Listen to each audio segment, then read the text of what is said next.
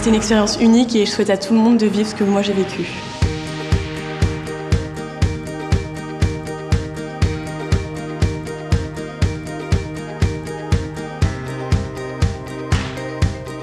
Aujourd'hui, on est dans le Parlement européen, à Strasbourg. On est invité parce qu'on a reçu un prix avec le concours Hippocrène. En fait, on va aller dans la salle du vote du Parlement européen pour voir un peu comment ça se déroule. C'est impressionnant, oui. On y va chercher notre prix.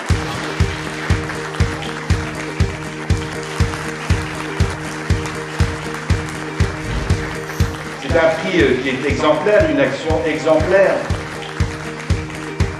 Faire en sorte qu'il y ait un dialogue des enfants de 5 ans, de Lille et de Cologne. Nous sommes partis à la ferme pédagogique. On a rencontré les petits malins de Cologne. C'est loin. Les enfants se sont retrouvés, ils ont passé la journée ensemble. Ils avaient chacun un correspondant. Et ben l'Allemagne, c'est le pays des Allemands. Avec le prix Hippocrène, on a avancé les échanges vers l'Europe. L'Europe, c'est tous les amis de la France.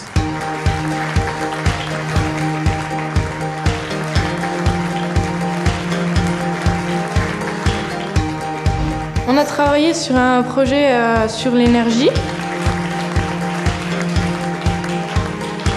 Je dois dire, comme j'ai lu votre projet, c'est un projet fantastique. On a fait un geste pour la planète. On a construit un panneau solaire thermique. On est parti en fin d'année en Espagne, à Valence, pour mettre en commun notre projet. On a créé des liens avec nos correspondants. On a rencontré des gens formidables. C'est bien d'aller voir d'autres choses, de partager des expériences avec des gens autre part qu'en France. Notre projet s'appelle Ça chauffe en Europe. À partir de ce panneau solaire, on va les amener à étudier les modes de production d'énergie en Europe, et en particulier tout ce qui est énergie renouvelable. L'énergie renouvelable, c'est l'énergie de futur, comme vous êtes les citoyens de futur européens. C'est super important l'énergie en Europe.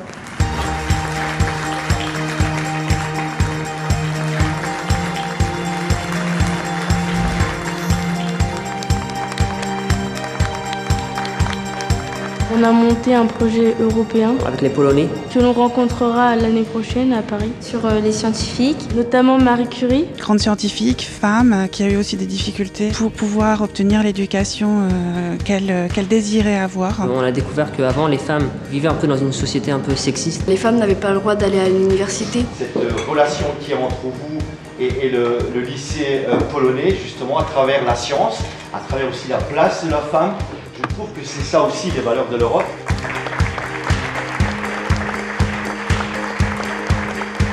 Je pense qu'il faut être unis et solidaires dans l'Europe pour pouvoir avancer dans la recherche.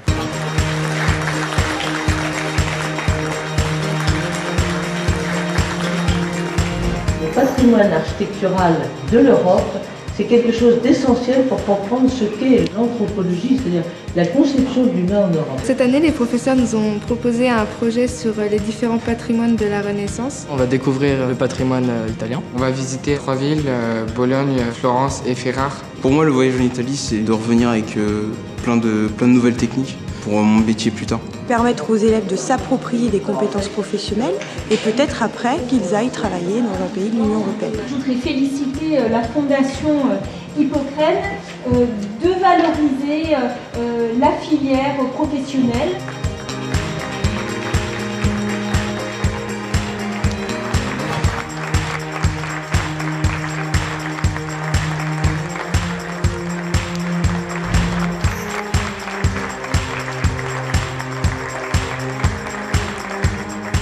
On est une classe de terminale et on a participé à un projet européen à propos de l'art et des revisitations. On a été mis en relation avec des Suédois, des Polonais, des Italiens, des Espagnols. On a été répartis en plusieurs groupes de travail internationaux avec les 5 nationalités et on travaillait à partir d'une banque d'images de 3000 images. Toutes ces œuvres qu'on connaît tous finalement et de voir comment elles ont été adaptées dans l'Europe aujourd'hui. Le but était de partager notre patrimoine culturel commun en tant qu'Européens. Ce qui m'a parfaitement plu dans votre projet, c'est que vous réinterprétez. Et c'est ça votre pouvoir de jeunesse, de continuer à créer à partir de ce qui a été fait.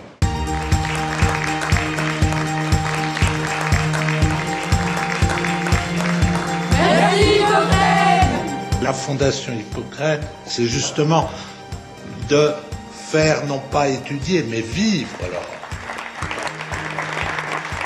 Il est nécessaire de former des citoyens européens. Et le prix Hippocrène y contribue. Vive l'Europe!